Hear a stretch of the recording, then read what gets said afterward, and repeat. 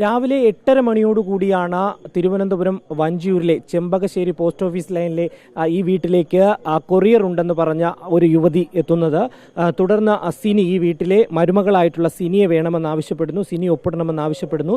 തുടർന്ന് സിനി അടുക്കളയിലുണ്ടായിരുന്ന സിനി പുറത്തേക്ക് എത്തുന്നു. വാതിലിലെത്തി ഈ കൊറിയർ ഒപ്പിടാൻ വേണ്ടി തയ്യാറെടുക്കുമ്പോൾ പേന എടുത്തിട്ട് വരട്ടെ എന്ന് പറഞ്ഞ് സിനി അകത്തേക്ക് തിരിയുമ്പോഴാണ് ഈ യുവതി എയർഗൺ ഉപയോഗിച്ച് 3 റൗണ്ട് വെടിവെക്കുന്നത്. കൈകൊണ്ട് തടുക്കാൻ ശ്രമിച്ചപ്പോൾ ഈ സിനിയുടെ ഉള്ളം കൈയിലേക്ക് പെല്ലറ്റ് പതിച്ചു എന്നുള്ളതാണ്. 3 റൗണ്ട് വെടിവെച്ച് ഒരു വെടി മാത്രമാണ് ഈ ഷിനിയുടെ ദേഹത്തേക്ക് കൊണ്ടത് എന്നുള്ളതാണ് പറയുന്നത്. തുടർന്ന് വീട്ടിലുണ്ടായിരുന്നവർ, അവരുടെ ബന്ധുക്കൾ ഉൾപ്പെടെ ഇവിടെ ഉണ്ടായിരുന്നു.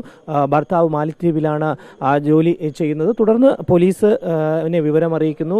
അതിനു മുമ്പ് തന്നെ തൊട്ട് അയൽവാസികളെല്ലാം കൂടി ചേർന്നുകൊണ്ട് ഇവരെ ആശുപത്രിയിലേക്ക് മാറ്റുകയും ചെയ്തിട്ടുണ്ട്. ഇപ്പോൾ കിംസ് ആശുപത്രിയിൽ, തിരുവനന്തപുരത്തെ സ്വകാര്യ ആശുപത്രിയിലാണ് ഷിനിയെ പ്രവേശിപ്പിച്ചിട്ടുള്ളത്. കയ്യിൽ സർജറി നടക്കുന്നു എന്നുള്ള വിവരമാണ്. ഉന്നത പോലീസ് ഉദ്യോഗസ്ഥർ അടക്കം ഇപ്പോൾ സംഭവ സ്ഥലത്ത് എത്തിയിട്ടുണ്ട്. പക്ഷേ ഇത് ആരാണ് ഇതിന് പിന്നിൽ എന്നുള്ളത് വ്യക്തതയില്ല. പോലീസ് പറയുന്നത് ഒരു സ്ത്രീയാണ് എന്നുള്ളതാണ്, ഇവരും പറയുന്ന ഒരു സ്ത്രീയാണ്, മുഖംമൂടി ധരിച്ചിരുന്നു എന്നുള്ളതാണ്. എന്തായാലും ഈ സംഭവം അറിഞ്ഞെത്തിയ ഒരു ചേട്ടൻ നമ്മളോടൊപ്പം ചേരുന്നുണ്ട്. എന്താണ് അറിഞ്ഞത്? എന്തറിഞ്ഞാണ് നിങ്ങൾ പെട്ടെന്ന് ഇവിടേക്ക് എത്തിയത്?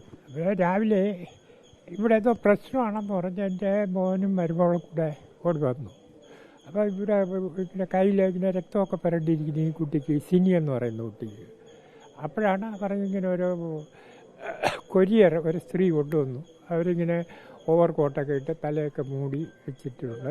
അത് അഡ്രസ്സിക്ക് മാത്രമേ കൊടുക്കുകയുള്ളൂ. അവർ ഒപ്പിട്ട് കൊടുക്കും. ഇങ്ങനെ ഒപ്പിടാൻ സമയത്ത് ഇവരെന്തോ ഈ സൈഡിലെ പാക്കറ്റിൽ വെച്ച് കുറേയൊക്കെ, ഞാൻ ഇത് എക്സാക്റ്റ് കണ്ടതൊന്നുമില്ല, ഇങ്ങനെ പറഞ്ഞാൽ ഞാൻ മനസ്സിലാക്കിയാണ്. ഒന്നും എടുത്തെന്തോ ഇങ്ങനെ വെടിവെച്ചെന്നോ കളിത്തോക്ക് പോലെ. പക്ഷെ അതിങ്ങനെ ഇവിടെ ഇങ്ങനെ ചെറിയ രക്തം വന്നു. അപ്പോൾ ആ കുട്ടിയുടെ അമ്മാവനെ ഇവരിങ്ങനെ പിടിച്ചപ്പോൾ ഈ ബനിയൻ്റെ ബാക്കിലൊക്കെ രക്തമായി ഇങ്ങനെയായി. അങ്ങനെ പിന്നെ എൻ്റെ മോനും മരുമോളും അപ്പുറത്തെ അവർ ടീച്ചറാണ്, അവർ 3 പേരും കൂടെ ആശുപത്രിയിൽ കൊണ്ടുപോയി. അത്രയേ ഉള്ളൂ.